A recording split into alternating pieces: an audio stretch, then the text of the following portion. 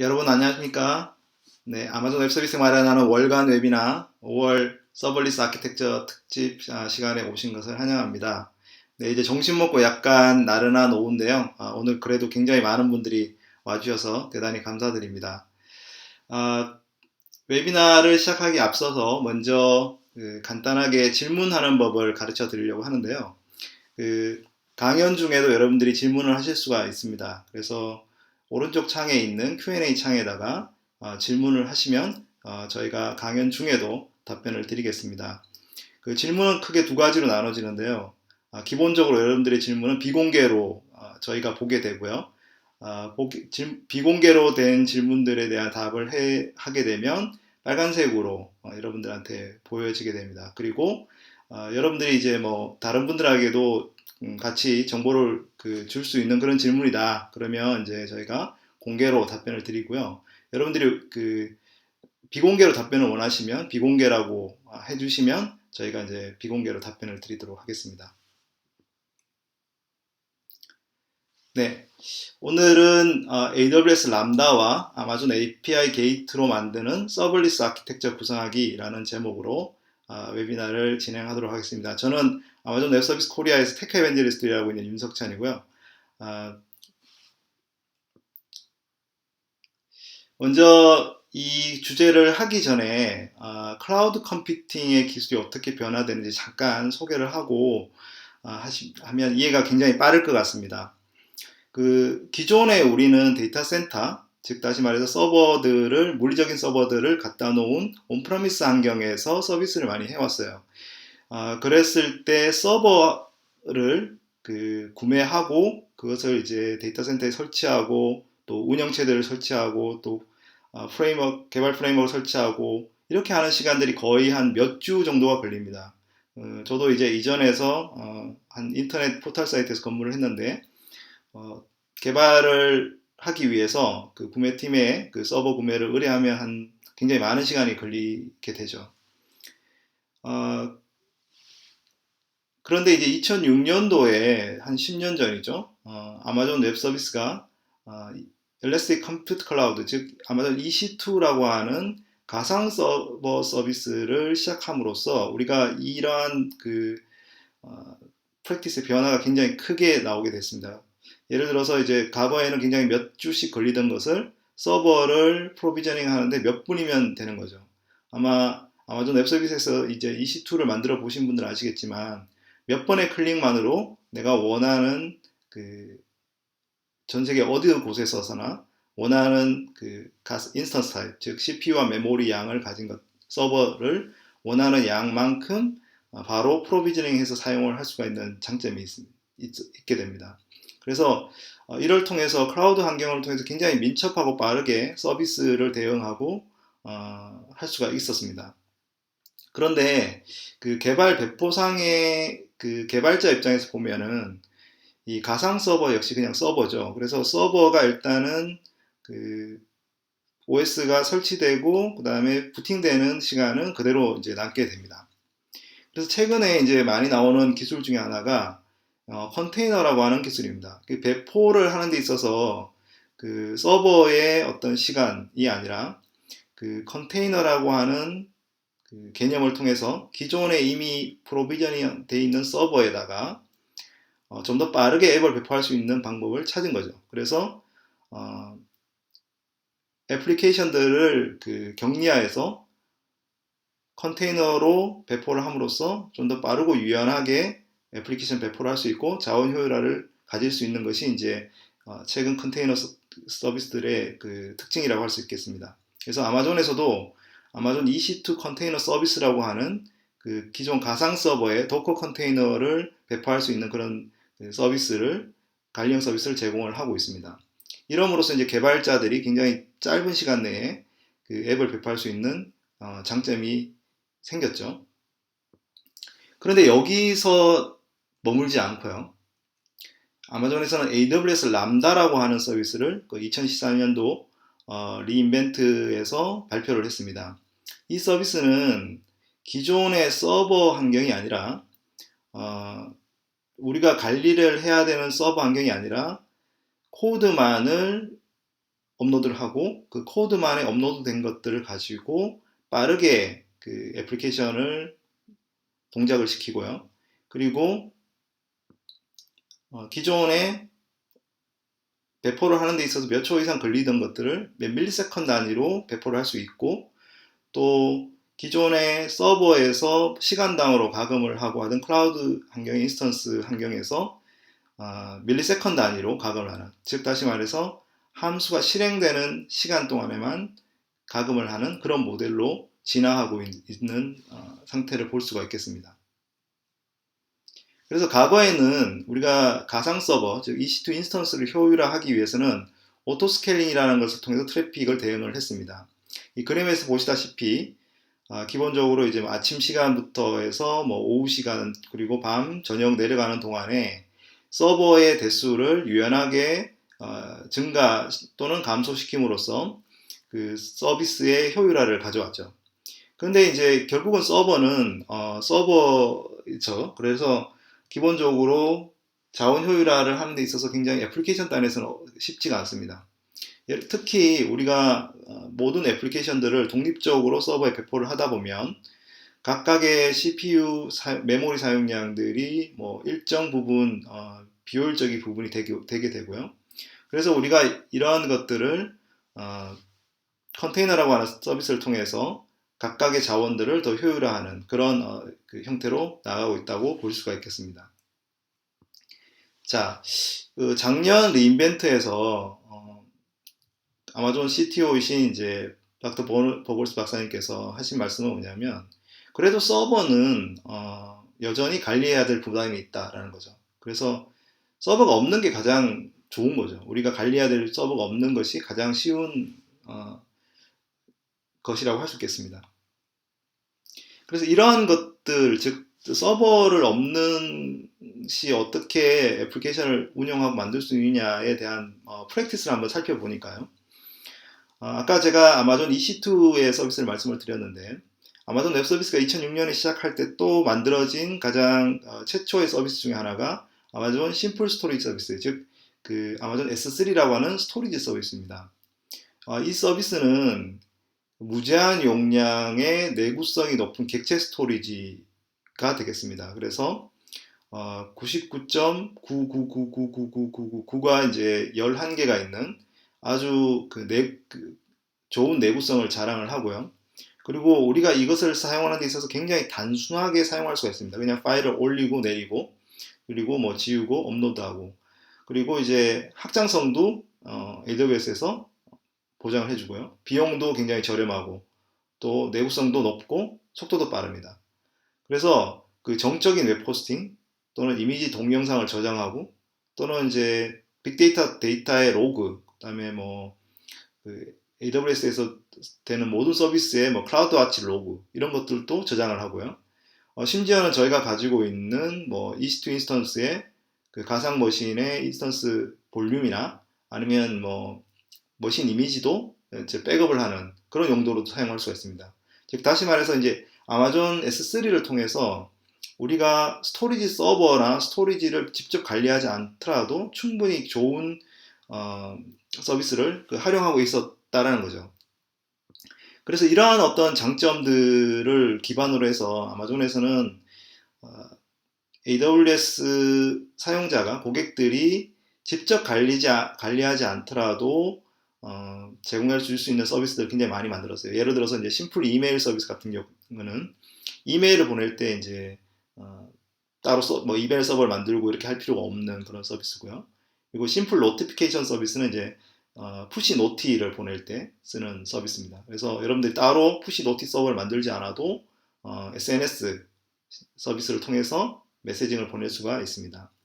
그리고 아마존 클라우드 서치라는 것을 통해서 여러분들이 간단한 검색 서버를 구현해 만들 수도 있고요. 그리고 아마존에서 일라스틱 트랜스코더라고 하는 서비스를 통해서 여러분들이 이제 동영상 뭐 렌더링 파일이나 인코딩 파일을 만들지 않아도 영상을 그냥 올리기만 하면 저희가 딱 인코딩을 해서 S3에 딱 저장해주는 그런 이 서버 없는 그 서비스들을 많이 만들어 왔어요.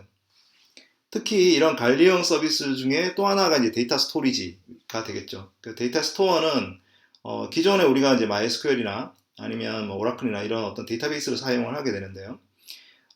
이런 데이터베이스를 좀 더 편리하고 쉽게 관리할 수 있는 이제 노시컬 기반의 아마존 다이나모 DB라고 하는 데이터 스토어를 제공해드려서 별도의 그 DB 서버를 운영하지 않더라도 아마존 다이나모 DB를 통해서 데이터를 저장하고 받아올 수 있는 그런 어떤 서비스들을 저희가 제공해드리고 있습니다. 그 아마존 다이나모 DB는 그 리드와 라이트의 캐패시티를 손쉽게 조정함으로써 유연하게 RDB의 어떤 성능과 그 다음에 이제 NoSQL의 라이트 성능과 이런 것들을 다 보장해주는 그런 아주 유연한 데이터베이스 서비스라고 할 수가 있겠습니다. 자, 그래서 컴퓨팅 분야에서는, 즉 다시 말해서 그런 프로그램을 실행하고 운영하는 애플리케이션 분야에서는 똑같이 할 수 있지 않을까라고 생각해서 만든 것이 바로 AWS 람다라고 하는 서비스라고 할 수 있습니다. 자, 그래서 AWS 람다라고 하는 것은 관리해야 될 서버가 없고요. 사용자 입장에서는. 그리고 이 람다 펑션을 이벤트 기반으로 처리하는 그런 컴퓨팅 서비스라고 할 수 있습니다. 그래서 클라우드 함수 기반의 마이크로 서비스고요. 그리고 여러분들이 어떤 이 함수를 실행하기 위해서, 이 기능을 실행하기 위해서 서버도 필요 없고 확장성이나 이런 부분도 걱정하실 필요가 없어요. 그리고 아까 말씀드린 대로 서버의 뭐 그 가금이 아니라 이 함수가 실행되는 밀리세컨 단위로 가금을 하기 때문에 굉장히 효율적으로 서비스를 할 수가 있겠습니다. 자, AWS 람다는 기본적으로 Node.js와 Java 8 그리고 Python 같은 코드를 실행을 할 수 있고요. 그리고 여러분들이 필요하시다면 노드나 자바, 파이썬 라이브러리를 함께 업로드를 해서 실행을 할 수가 있겠습니다. 그리고 메모리를 설정함으로써 단순하게 자원 모델을 만들어서 프로그램을 실행할 수 있고 메모리에 비례해서 CPU와 네트워크 자원들이 자동으로 할당돼서 실제 사용량이 처리가 되게 되겠습니다. 그리고 이제 이 람다라고 하는 서비스는 기본적으로는 그 AWS 서비스에 있는 다양한 서비스의 그 이벤트 트리거링에 의해서 실행이 되게 됩니다. 그래서 처음에 만들었을 때는 이제 그 AWS 람다를 트리거링하는 아마존 뭐 다이나모 DB나 아니면 S3나 이런 어떤 서비스를 통해서 트리거링을 했는데 최근에는 이제 아마존 API 게이트웨이라는 게 나오면서 REST API 호출이 가능해졌고요. 이 부분은 뒤에도 제가 설명을 드리겠습니다. 그리고 이제 아마존 람다, AWS 람다는 그 효과적인 권한 통제를 하기 위해서 이제 AWS의 Identity and Access Management 롤에 의해서 실행 권한을 설정할 수 있고요. 그리고 각각의 이벤트 소스에 대해서 이제 자원 정책을 정할 수 있는 장점이 있겠습니다. 자, 이 AWS 람다가 아직까지 어떻게 동작하는지 조금 생소하실 분이 계셔서 제가 한번 예를 한번 들어볼게요. 예를 들어서 우리가 어떤 이미지를 올려서 서비스를 할 때 썸네일을 만든다고 생각을 해보죠. 그럼 예를 들어서 모바일에서 사진을 찍어가지고 이제 이미지를 원본을 올리면 우리는 이제 썸네일 여러 개를 만들어서 서비스를 하게 되지 않습니까? 그러면은 그 썸네일을 만드는 작업이라고 하는 것은 굉장히 단순한 작업이에요. 일종의 이미지 서버의 어떤 프로세싱인데 이러한 그 썸네일을 만드는 작업을 위해서 우리는 서버를 설치하고 그 다음에 뭐 애플리케이션을 설치하고 프로그램을 짠 다음에 그리고 이 썸네일을 만드는 서버를 뭐 관리해야 될 어떤 부담들이 많겠죠. 근데 이 기능 자체는 굉장히 간단합니다. 그죠? 그래서 우리는 이 람다를 통해서 조금 더 간단하게 이 서비스를 구현할 수가 있겠습니다. 예를 들어서 큰 이미지가 업로드가 됐다. 그러면 아마존 S3에서 파일이 업로드 됐다라고 하는 이벤트가 발생을 하겠죠. 그러면 아마존 S3에 이벤트가 발생이 됐을 때 썸네일을 만드는 람다 코드가 실행이 되고 업로드된 이미지를 보고 그 리사이징을 한 다음에 다시 S3에 저장을 하는 그런 아주 간단한 그 코드가 실행이 되겠습니다. 그러면 이 프로그램은 이 코드는 이 이미지가 업로드 될 때마다 실행이 되게 되겠죠. 그래서 굳이 그 이미지가 업로드 되지 않았던 시간에 서버를 운영해야 될 필요는 없게 되겠습니다. 그래서 아주 간단하게 이 AWS 람다를 통한 서버리스 그 함수 실행에 대한 예를 이제 보여드렸고요. 이러한 예를 직접 한번 제가 데모를 한번 보여드리도록 하겠습니다. 자, 아마존 뭐 콘솔을 혹시 뭐 많은 분들이 보셔서 아시겠죠? 그래서 이 AWS의 그 콘솔에 보시면 가장 왼쪽에 이런 핵심 서비스들이 이렇게 보이게 되고요. 그리고 이 컴퓨팅 서비스에 람다 서비스가 존재하게 됩니다. 자, 람다 서비스를 만들면요. 기본적으로 제가 이제 꽤 여러 개의 람다 서비스가 만들어져 있는데요. 간단하게 람다 서비스를 만들어 보겠습니다.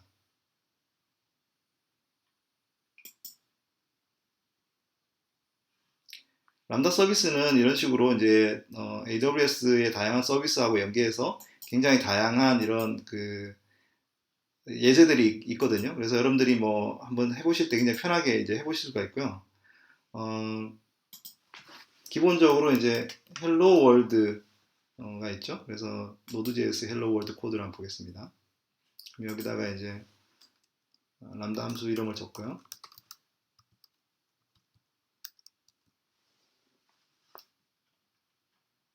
코드는 아주 간단합니다. 그냥 들어오는 값을 콘솔에 찍어주는 아주 간단한 코드고요. 그리고 이제 롤은 기본적인 람다 롤을 선택을 하겠습니다.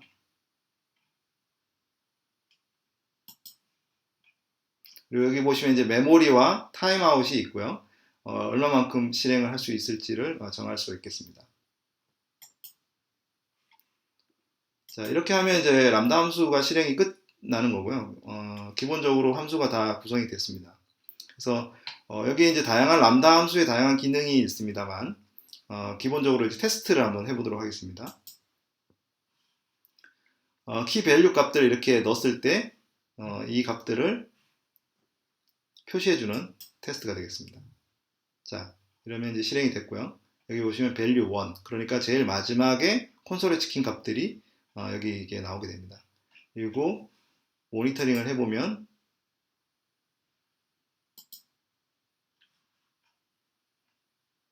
네, 실행된 것들이 이제 나오게 되죠. 이런 식으로 로그의 아웃풋도 이렇게 볼 수가 있고요. 자, 그러면 이제 간단하게 이제 펑션을 만들어 본 걸 해봤고요. 제가 지금 이제 해볼 거는 S3에 이미지를 업로드 했을 때 리사이징을 하는 그런 함수를 한번 실행을 해보도록 하겠습니다. 제가 이제 기본적으로 코드를 만들어 놨는데요. 이 코드는 이제 이미지 매직이라고 하는 Node.js 라이브러리를 이용을 해서 S3 버킷에 이미지가 업로드 됐을 때 썸네일을 만들어주는 그런 어떤 아주 간단한 코드입니다. 보시면 이미지가 업로드 됐을 때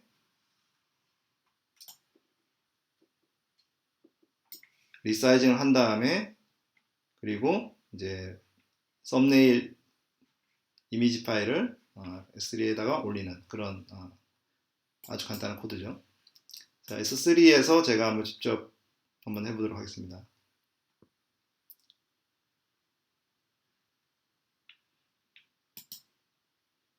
S3 버킷에 이미지를 업로드 했을 때 썸네일을 만드는 기능을 수행을 하려면요. 이 버킷의 프로퍼티에서 그 이벤트 트리거링을 람다 함수로 해줘야 됩니다. 그래서 여기에 보시면 이제 이벤트라고 하는 부분이 있고요. 이 이벤트에서 람다 함수를 지정을 하겠습니다. 간단하게 이름을 줬고요. 그 어떤 이벤트에 대해서 반응을 할 건지를 이제 선택할 텐데요. 오브젝트를 만드는 곳에 이제 반응을 하게 되겠습니다. 여기에 이제 여러 개의 그 이벤트가 있죠. 뭐 그 심플 노티피케이션 서비스로 이제 노티를 보내거나 SQS queue에 이제 쌓거나 이렇게 할 수도 있는데 저희가 람다 함수를 선택을 하겠습니다. 람다 함수는 이제 아까 만든 S3 이미지 리사이즈라고 하는 함수를 선택을 하고 세이브를 하겠습니다. 그러면 여기에 이제 그 오브젝트가 크리에이트 됐을 때 이 람다 함수를 실행하게 되고요. 그래서 이 람다 함수의 이벤트 소스를 보시면 금방 저희가 지정한 차니 람다 데모라는 버킷에 이미지가 크리에이트 됐을 때 실행을 하도록 그렇게 되어 있습니다. 그러면 제가 한번 업로드를 해보겠습니다.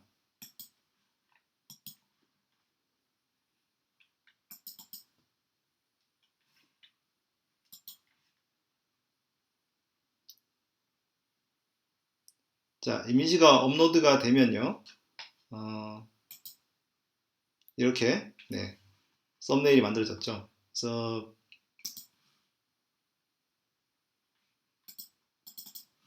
이 이미지를 보면 네, 지난주에 이제 조스하고 AWS KRUG 행사가 있었는데 그때 리더분들하고 찍은 사진이네요. 썸네일을 한번 만들어진 걸 한번 보도록 하겠습니다.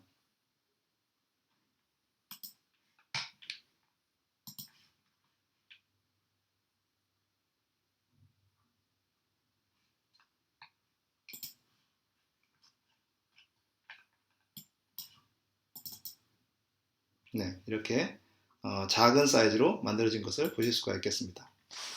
두 번째 데모를 보여드릴 텐데요. 두 번째 데모는 기본적으로 그 다이나모DB에 데이터를 쓰고 그리고 이제 뭐 하는 그런 어떤 데모, 아주 간단한 데모입니다. 아까 이제 create 람다 펑션을 하면 기본적으로 많은 그 예제가 있다고 말씀을 드렸고요. 기본 예제 중에 다이나모DB에 관련된 심플 모바일 백핸드를 선택을 하겠습니다. 이 함수 이름은 그냥 myDynamo라고 하고요. 이 함수의 내용은 그렇게 어렵지 않고 복잡하지 않습니다. 기본적으로 DynamoDB 라이브러리를 불러오고요. 그리고 그 오퍼레이션 메시지에 따라서 DynamoDB에 데이터를 넣거나 읽거나 뭐 업데이트를 하거나 그렇게 할 수 있는 거고요. 그리고 echo라는 메시지를 처리할 때 들어오는 데이터들을 라이팅을 해주는 아주 간단한 그런 함수가 되겠습니다. 그래서 DynamoDB의 롤을 선택을 하고 넥스트를 한 다음에 함수를 만들겠습니다.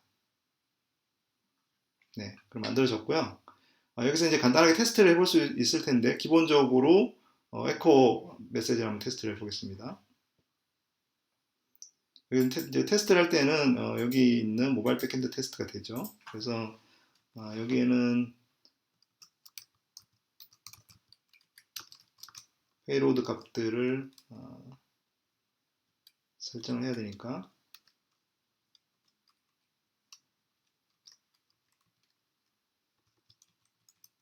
이런 식으로 에코를 했을 때 이제 이 페이로드가 이제 설정되는지를 한번 해보겠습니다. 여기 보시면 이제 메시지 헬로 월드가 찍히는 것을 보실 수가 있죠. 네. 자, 이제 그 다이나모DB에 직접 한번 데이터를 한번 써볼게요. 다이나모DB는 이제 데이터베이스 섹터에 있고요. 이 다이나모DB 중에 간단하게 테이블이 제가 만들어 놓은 게 있습니다. 테이블을 myTable이라는 테이블이 있고요. 이 테이블은 이제 두 개의 키로 구성이 되어 있습니다. 그래서 이름과 타이틀을 이렇게 쓰는 아주 간단한 테이블로 구성이 되어 있습니다. 그래서 여기서 기본적으로 이제 테스트를 다시 해볼 수가 있겠습니다. 자, 아까 값이 이제 create였죠. 그리고 payload에서 먼저 테이블 네임을 지정을 하게 됩니다. myTable. 그리고 아이템을 지정을 할 텐데요. 아이템은 이름과 타이틀이었습니다. 그죠? 그래서 이름은 AWS, 타이틀은 람다,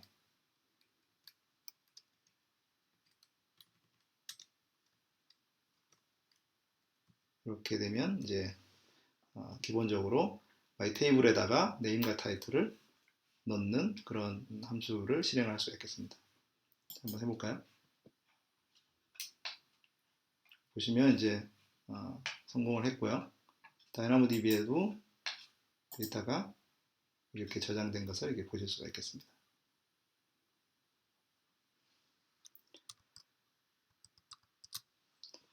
자, 기본적으로 이제 람다가 어떻게 동작하는지 이제 보셔서 이제 아시게 됐을 거라고 생각이 듭니다. 자, 이제 그 다음 단계로 넘어가서요. 지금까지는 이제 람다 함수가 AWS의 서비스의 이벤트에 트리거링이 돼서 서비스가 되는 것을 볼 수가 있죠. 기본적으로 뭐 S3에 그 데이터가 업로드 됐다거나 아니면은 다이나모DB에 데이터가 추가가 됐다거나 이런 어떤 다양한 그 이벤트에 따라서 서비스가 이 함수가 실행이 되는데요. 기본적으로 많은 사람들이 그런 요구를 하시게 됐어요. 람다를 API로 외부에서 수행할 수 있지 않을까? 이렇게 많은 분들이 이제 질문하셨었죠. 그래서 최근에는 그 이런 API를 통해서 서비스를 하는 그런 부분들이 굉장히 많아졌고요. 이 모바일 백엔드라든지 아니면 모든 백엔드 서비스가 거의 API로 만들어지고 있습니다. 이런 것들을 뭐 베스트 프랙티스 중에 하나가 저희가 마이크로 서비스라고 할 수 있는데요.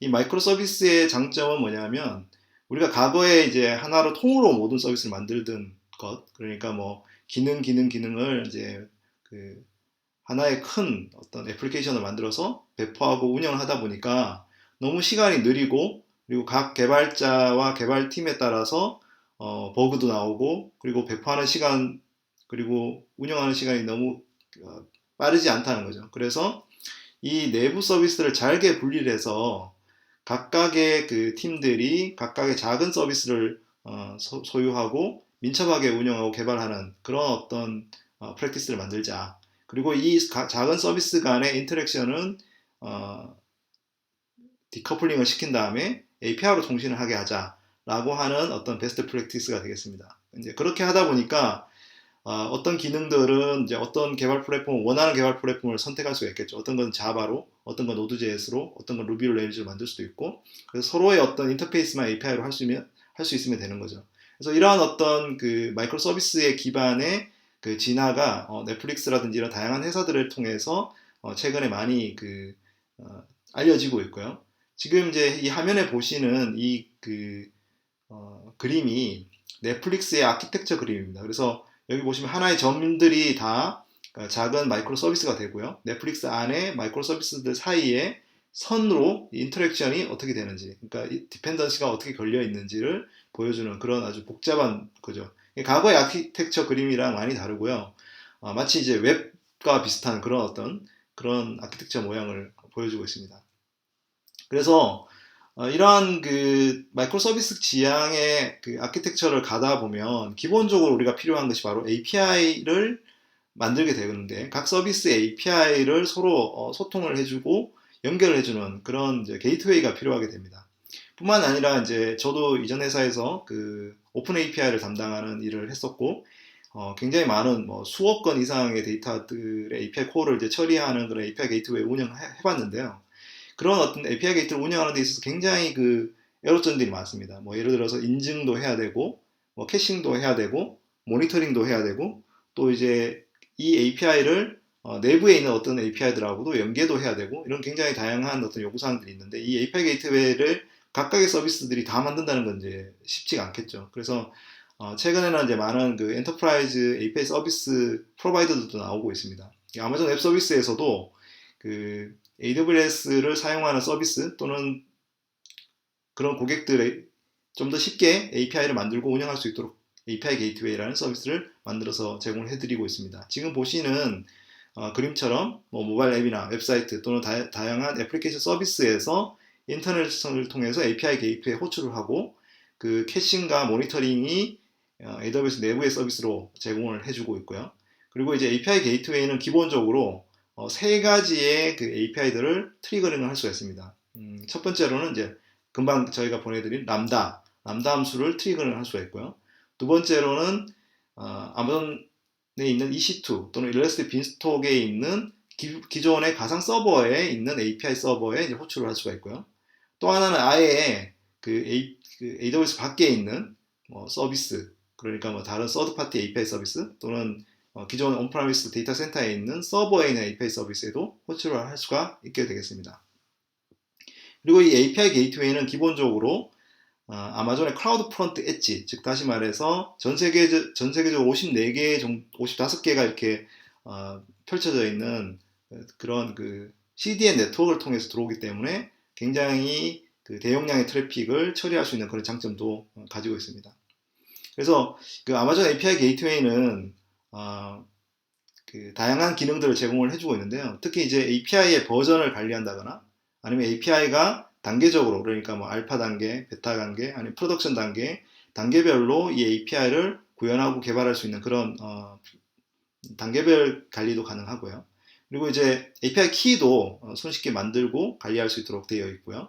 그리고 API 인증을 위해서 저희가 시그니처 버전 4라고 해서 저희가 템퍼러라 임시 토큰들을 통해서 API 접근할 수 있도록 또 지원해주는 부분도 저희가 가지고 있습니다. 그리고 그 요청 모니터링을 할 수도 있고 그다음에 트래픽 수 제한도 할 수가 있습니다. 가장 중요한 거는 오늘 제가 서버리스 아키텍처를 만들기 위해서 AWS 람다를 활용해서 게이트웨이를 연결을 해서 원하는 어떤 기능을 구현할 수 있다라는 부분도 굉장히 중요한 그 기능이라고 할 수 있겠습니다. 그래서 이제 만약에 여러분들이 API 게이트를 활용했을 때 어떤 이점이 있을까라고 하면 먼저 그 API 응답을 캐싱을 해서 제공을 할 수가 있어요. 그래서 읽기 주도인 API인 경우에는 그 제3의 API 서버에 이제 트래픽을 주지 않고도 이제 캐싱을 해서 제공을 할 수가 있고요. 아까 말씀드린 대로 아마존 클라우드 프론트를 활용해서 전 세계의 그 컨텐츠 딜리버리 네트워크를 통해서 제공을 하고 있기 때문에 굉장히 속도도 빠르고 그리고 디도스라든지 이런 공격 방어력도 향상을 할 수가 있겠습니다. 뿐만 아니라 저희가 API를 만들고 나면 뭐 iOS나 안드로이드, 자바스크립트용 SDK를 자동으로 만들어줍니다. 그래서 자동으로 만들어진 SDK를 서드파티 개발사에 제공을 해서 개발을 하게 할 수도 있고요. 그리고 이제 스와그라고 하는 이제 API 표준 형식을 지원해서 외부에 만들고 있던 API들을 임포팅하거나 익스포팅 하는데도 도움을 받을 수가 있겠습니다. 그리고 우리가 이제 요청을 하고 응답을 하는 데이터들을 손쉽게 모델이라는 어떤 방법을 통해서 변형 가능한 그런 장점도 있습니다. 자, 이제 간단하게 이 아마존 API 게이트웨이는 어떻게 돌아가는지를 한번 잠깐 구현을 해서 보여드리도록 하겠습니다. 자, API 게이트웨이는 저희가 애플리케이션 서비스에 이제 여기 존재하게 되고요.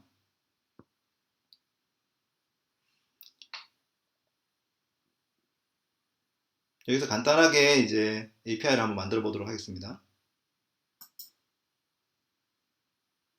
자, API를 만드는 방법은 크게 뭐 새로운 API를 만들거나 그다음에 기존의 API를 뭐 가져오거나 아니면 스와그를 통해 임포팅하거나 아니면 이제 여기 보시면 패스토어라고 이제 간단하게 이런 그 JSON 파일로 포맷으로 되어 있는 부분을 통해서 만들 수가 있어요. 그래서 뭐 이거는 그냥 임포트 이렇게 하면 기본적으로 API가 만들어지게 됩니다. 그래서 어떻게 모양이 어떤지 잠깐 보여드리기만 할게요. 보시면 이제 그 패스토어에 보시면 기본적으로 메소드와 그 다음에 리소스를 통해서 서비스를 할 수가 있습니다. 그래서 펫에 그 아이디를 가져오는 것 이런 식으로 포스트와 get들을 잘 소싱을 해서 만들 수가 있게 됩니다. 그러면 제가 오늘 이제 만들어 볼 API는 기본적으로 간단하게 다음에 있는 서치 API를 한번 불러보는 그런 것들을 해보겠습니다. 그러면 제 밖에 있는 이제 다음 API를 불러오는 API가 되겠고요. 자, 여기서는 이제 기본적으로 여러 가지를 할 수 있는데 뭐 일단 리소스를 만들 수 있겠죠. 그래서 리소스는 로그 서치 로그라고 하는 리소스를 만들고요. 자, 그 다음에 이제 메소드를 만들 수가 있습니다. 이제 get, post 이런 다양한 이제 HTTP 메소드를 선택할 수가 있고요. 이제 다음 API를 하기 위해서 get을 하겠습니다. 자, 그러면 이제 여기서 어떤 API와 연동을 할지, 람다 함수를 실행을 할지, 아니면 이제 프록싱을 할지, 아니면 다른 AWS 서비스에 이제 서비스 프록싱을 할 건지를 이제 선택하게 되는데요. 저희는 이제 그 외부에 있는 그 API 다음에 API 서버를 이제 접속을 하게 되니까요. API 서버를 이제 해보도록 하겠습니다. 제가 여기 카피를 해놓은 것이 있을 텐데요. 네.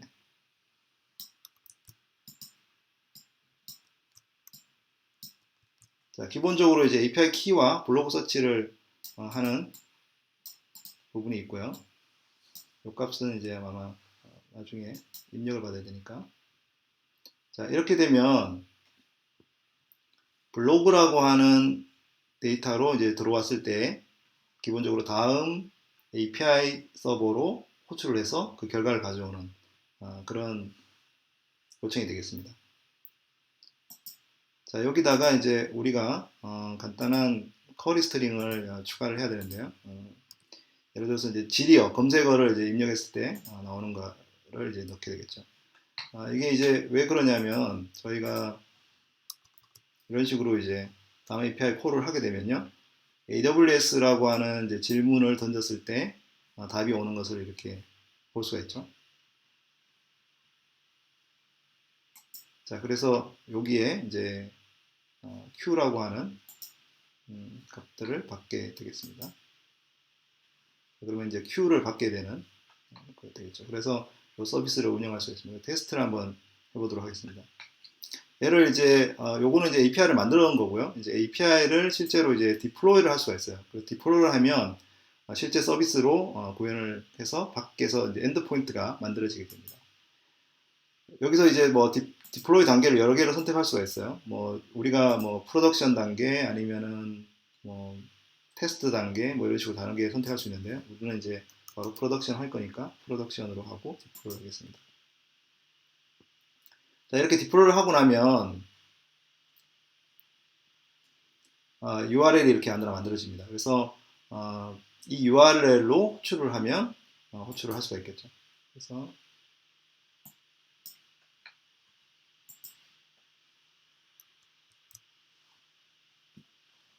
그러니까 이제 블로그 이렇게 호출하면 네, 기본적인 에러가 나고 여기서 이제 Q 값을 그러면 이제 지금 한글이 잠깐 깨지는데요. 아까 보여드린 그 AWS 다음 블로그 서치의 검색 결과가 이렇게 나오게 됩니다. 자, 여기 이제 API 게이트웨이 보시면 여러 가지 기능들이 있어요. 여기 보시면 그 API 게이트웨이 기본 기능에는 이제 캐칭을 할 거냐, 아까 보여드린 이제 그런 그 결과 값들에 대해서 이제 캐칭을 할 거면 이제 캐칭을 선택을 하면 되고요. 그 캐싱의 이제 캐패시티라든지 뭐 응답 속도라든지 이런 것들을 여기서 이제 지정을 할 수가 있습니다. 그리고 이제 이 API 콜에 대해서 이제 로그를 쌓을 거냐, 뭐 매트릭을 넣을 거냐 이런 부분도 설정할 수가 있고요. 그리고 이제 기본적으로 이제 스테이지 그리고 아까 말씀드린 대로 이제 이 플랫폼별로 SDK를 자동으로 제공을 해주는데요. 뭐 안드로이드, iOS, 자바스크립트 SDK를 만들 수가 있습니다. 그래서 자바스크립트 SDK를 제네레이트해서 이것을 이제 구현할 수도 있고요. 뭐 안드로이드나 iOS 개발자한테 줘서 이 그 API를 실행하게 할 수도 있습니다. 그리고 이제 스와거라든지 이런 걸 통해서 이제 임포트 익스포트를 할 수가 있는 그런 어떤 기능도 제공을 해주고 있고요. 네, 여기 보시면 이제 디플로이먼트 히스토리도 볼 수가 있겠습니다.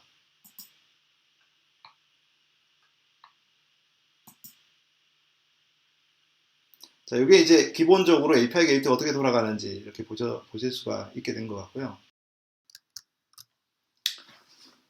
자, 이제 API 게이트웨이와 람다를 기본적으로 어떻게 이제 동작시키는지를 이제 보셨는데요. 자, 이제는 우리가 API 게이트웨이와 람다를 통해서 서블리스 빌딩 블록을 어떻게 이제 구성하는지를 잠깐 한번 살펴보도록 하겠습니다. 기본적으로 이제 람다는 아마존 웹 서비스의 다양한 서비스들을 컨트롤할 수가 있어요. 이벤트에 따라서 그 리소스를 바꿀 수도 있고 업데이트를 할 수도 있겠죠. 그렇기 때문에 이제 이 API 게이트웨이를 통한다면 우리가 이제 밖에서도 충분히 람다를 실행할 수 있고 그리고 AWS 서비스들도 컨트롤할 수 있는 그런 어떤 손쉬운 어떤 방법이 되겠습니다. 그래서 이 마이크로 서비스를 위한 서버 없는 백엔드 아키텍처를 만들기 위해서는 기본적으로 API 게이트웨이와 람다 펑션을 통해서 다양한 어떤 기능들을 수행할 수 있는 그런 장점이 있겠다고 볼 수 있겠고요. 예를 들어서 이제 웹사이트를 하나 만든다라고 쳤을 때도요. 우리가 웹 브라우저에서 그 아마존 웹 서비스에서 제공하고 있는 S3의 스태틱 그 웹 호스팅 기능으로 웹 페이지를 거기에 올려놓기만 한다면 백엔드 API 콜은 아마존 API 게이트웨이를 통해서 그리고 람다를 통해서 다른 뭐 서비스들 그러니까 뭐 다이나모DB나 RDS나 아니면 엘레스 캐시 같은 서비스에 어떤 데이터를 넣고 빼고 하는 것들을 할 수 있는 그런 어떤 아예 서버가 없는 그런 백엔드 아키텍처를 만들 수도 있겠고요. 모바일 앱인 경우라도 API 게이트웨이를 통해서 람다 함수를 실행을 해서 다양한 다른 AWS 서비스를 컨트롤할 수도 있고 그리고 이제 모바일 앱에 아마존 코그니토라고 하는 서비스를 통해서 소셜 로그인 인증을 통해서 그 보안이나 아니면 그 유저의 인증 그리고 람다 펑션의 인증 이런 것들도 가능한 그런 구조로 아키텍처를 만들 수가 있겠습니다.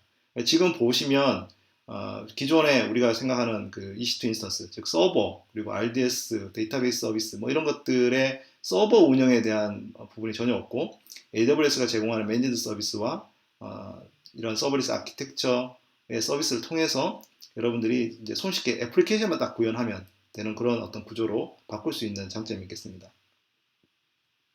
자, 그래서 이번에는 그 API 게이트웨이하고 람다를 어떻게 이제 연동하는지를 잠깐 보여드리도록 하겠습니다. 네.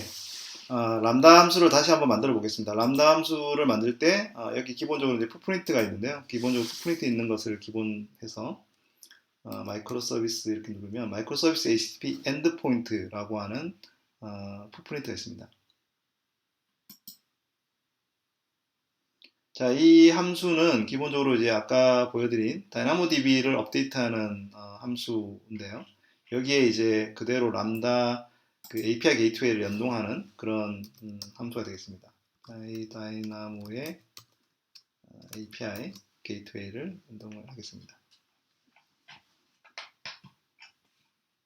아까처럼 다이나모를 선택을 하고요. 자, 이제 여기서 이제 API 게이트웨이를 기본적으로 우리가 선택을 하게 되고요. API 게이트웨이에 람다 마이크로 서비스라고 하는 API 네임을 만들고 리소스 네임도 만들고 네, 그리고 이제 이것은 이제 포스트로 저희가 지정을 하겠습니다. 그리고 프로덕션 환경도 세팅을 하고 네. 그러면 이제 한 방에 그 API 게이트웨이하고 람다 함수가 연동이 되게 됩니다. 보시면 이렇게 엔드포인트가 나오게 되죠. 그래서 엔드포인트에서 실행을 할 수가 있고요. API 게이트웨이 새로운 어떤 API가 만들어진 것을 보실 수가 있습니다. API 게이트웨이는 기본적으로 마이 다이나모 API라는 것들이 되어 있고요. 그리고 요 포스트 함수를 이제 보면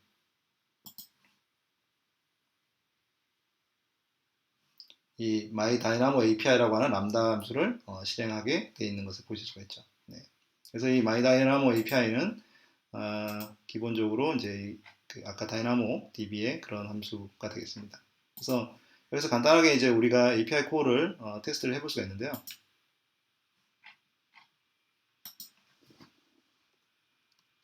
예를 들어서 이제 아까 했던 그대로입니다.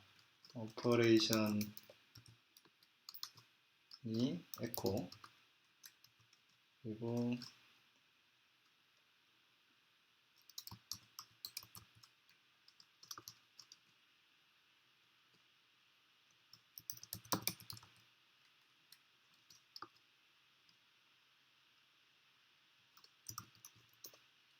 뭐 이렇게 간단한 이제 실행할 수 있겠고요.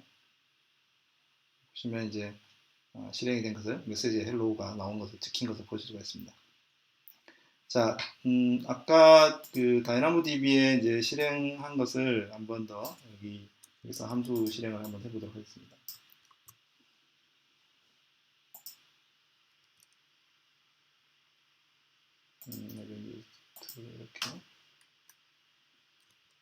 이렇게 해서 값을 한번 테스트를 하면요.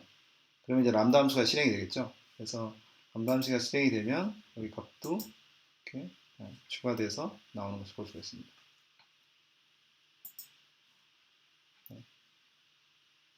그래서 아주 간편하고 손쉽게 이 API를 서비스를 할 수 있고 이렇게 아주 그 람다 함수 연동해서 기본적으로 아마존 웹 서비스에 있는 다이나모DB를 갱신하는 것까지 아주 간단하게 해봤습니다.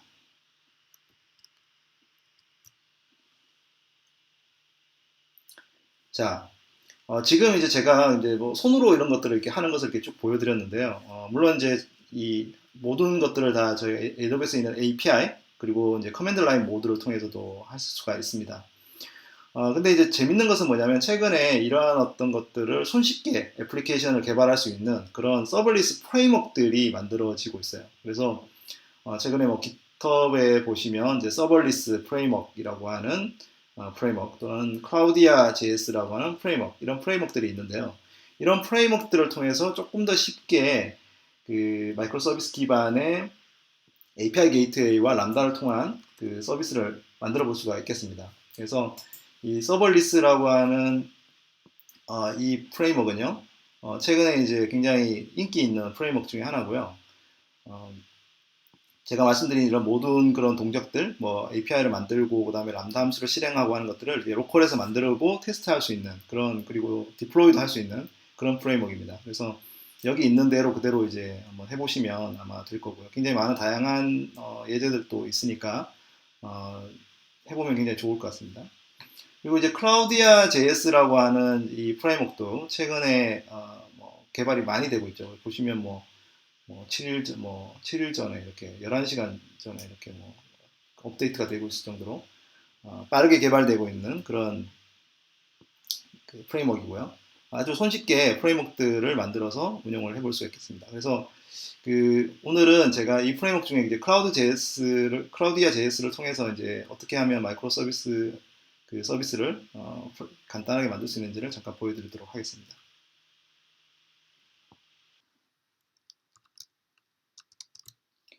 자, 클라우디아 JS를 기본적으로 하려면 설치를 먼저 해야 되겠죠. 그래서 설치하는 것은 아주 간단합니다. 그냥 여기 이제 npm Node.js 패키지를 이렇게 선택을 하면 되고요. 자, 그러면 설치를 하게 됩니다. 기본적으로 이제 디펜던시 같은 것들 다 체크해가지고 설치를 합니다. 자, 이 Node.js 앱의 패키지를 잠깐 한번 보면요. 제가 마이크로 서비스라고 하는 이름과 그리고 기본적으로 이제 클라우디아 API 빌더의 디펜던시를 가지고 서비스를 하고요. 그리고 이제 앱을 잠깐 보시면 hello라고 하는 간단한 get 명령 그 메소드를 실행을 하면 hello 클라우디아 JS라고 하는 것을 찍어주는 그냥 간단한 hello world API 서비스입니다. 그래서 이것을 이제 디플로이 하려면 아주 간단한 명령으로 디플로이 할 수가 있는데요. 이제 클라우디아 create name microservices 그리고 리전을 선택하고 앱으로 이제 하면 되겠습니다. 이러면 기본적으로 이제 아까 app.js에 있는 람다 함수와 그리고 API 게이트웨이가 이제 만들어지게 됩니다. 자동으로 되니까요. 이거는 굉장히 쉽죠. 그래서 로컬에서 기존에 뭐 람다 콘솔에 가갖고 개발을 하고 일 필요 없고요. 그 기존에 있는 app.js 파일의 람다 함수를 그대로 이제 디플로이를 해주고 또 API 게이트웨이에 있는 것도 바로 디플로이를 API 게이트웨이도 바로 디플로이를 해줍니다.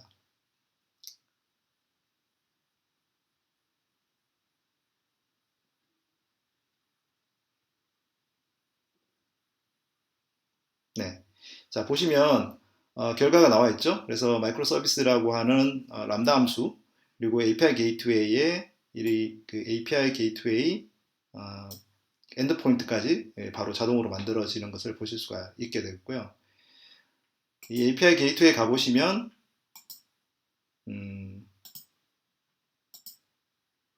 네, 다시 한번 아이고 네, 로그아웃이 됐네요. 네. 자, API 게이트웨이 가보시면 이 마이크로 서비스라고 하는 함수가 만들어진 것을 보실 수가 있고요. 여기 이제 hello라는 메소드 그 리소스와 메소드가 만들어진 것을 보실 수가 있습니다.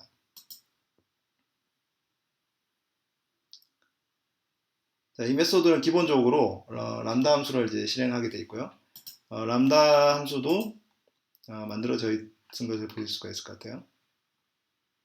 람다도 기존에 저희가 마이크로 서비스라고 하는 람다 함수가 만들어져 있고, 이 함수는 이제 그 로컬에서 이제 그 빌드에서 올렸기 때문에 코드가 보이진 않습니다. 그리고 또 이제 재밌는 것은 이제 저희가 이렇게 빌드를 업데이트 할 때마다 이 소스 그 코드의 어떤 버전도 되거든요. 그래서 이전에 제가 만들었던 버저닝을 올려서 버전도 가능한 것을 보실 수가 있겠습니다. 자, 그러면 여기서 이제 간단하게 콜을 한번 해보도록 할게요. 콜은 엄청 간단합니다.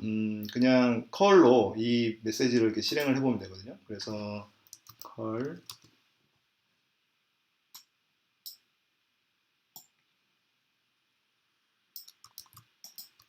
이렇게 하고 리소스가 뭐였죠? 네, 헬로였죠, 그죠? 네. 헬로 하면 이제 답이 헬로 클라우드 JS 이렇게 나오는 아주 간단한 이제 API가 되겠습니다. 자, API를 그러면 좀 개선을 한번 해볼게요. 그러면 이제 두 번째 API는 저희가 개선을 할 API는 제가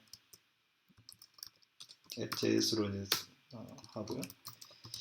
이 API는 아주 조금 더 복잡하죠. 이건 이제 유저의 데이터를 넣었을 때 뭐 컨트롤하는 겁니다. 그래서 뭐 이거는 사실은 그 기본적으로 동작되고 있는 건 아니고, 여기 이제 약간 이제 그 모델 데이터들 이렇게 답을 이렇게 줄 수 있도록 그렇게 되어 있습니다. 그래서 기본적으로 이제 API get 푸시 들어왔을 때 이 데이터들을 처리할 수 있도록 하는 아주 간단한 함수가 되겠고요. 이걸 이제 기본적으로 해서 람다 함수를 만들고 실행을 하겠습니다. 그러면 이제 지금 API를 새로 업데이트를 했기 때문에 클라우디아를 이제 업데이트를 한번 해야 될 것 같고요. 그러면 이제 바꾼 함수로 다시 한번 빌드를 하고, 그걸 다시 이제 그 API 게이트웨이와 람다에 업데이트를 해주는 그런 자동으로 하고 있습니다.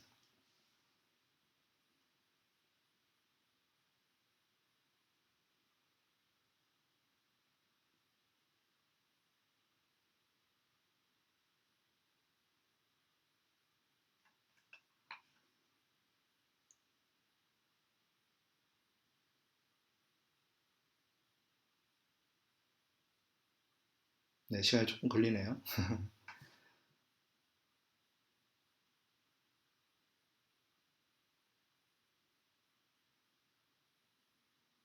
네. 자, 새로 이제 업데이트된 그 함수가 올라갔고요. 뭐 여러 개의 뭐 그걸 해볼 수가 있는데요. 아주 간단한 get을 한번 해볼게요. 저희가 게이트가 여기니까요.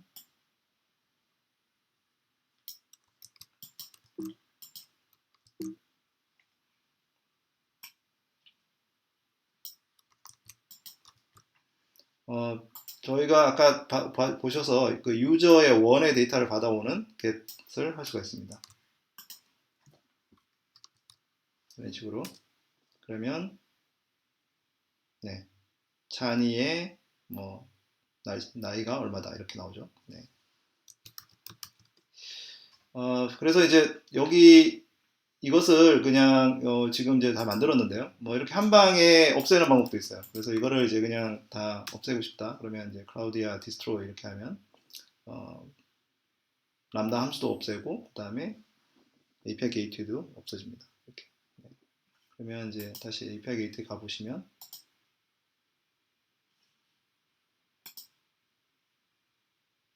네, 없어지고 람다 함수도 네, 마이크로 서비스 없죠. 네, 이렇게 한 방에 이제 없앨 수 있는 그런 장점도 있습니다.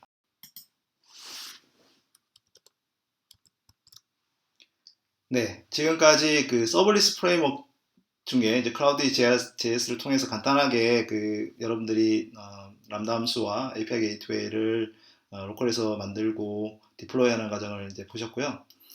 이제 결론입니다.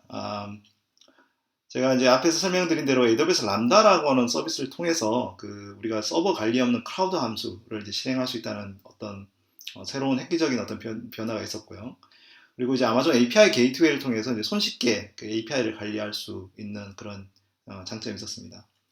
그래서 이제 이 람다와 API 게이트웨이를 합치고 그리고 또 다른 아마존 웹 서비스의 다양한 관리형 서비스를 우리가 사용을 한다면 좀 더 쉽고 빠르게 서버리스 아키텍처로 진화를 할 수 있고 그리고 이제 원한다면 그 마이크로 서비스 아키텍처로도 빠르게 구현 가능한 그런 어떤 환경이 이제 도래하고 있다 이렇게 보실 수가 있겠습니다. 그래서 오늘 여러분들이 여기 개발자들이 많으실 텐데요. 이런 어떤 클라우드 컴퓨팅 환경이 어떻게 바뀌고 있는지를 좀 참고하셔서 여러분들 앞으로 이제 개발을 하시거나 서비스를 새로 만드시거나 회사에서 어떤 적용을 하실 때 아마존 웹 서비스를 통해서 좀 더 빠르고 민첩한 그 애플리케이션 개발에 도움이 되시기를 바라겠습니다.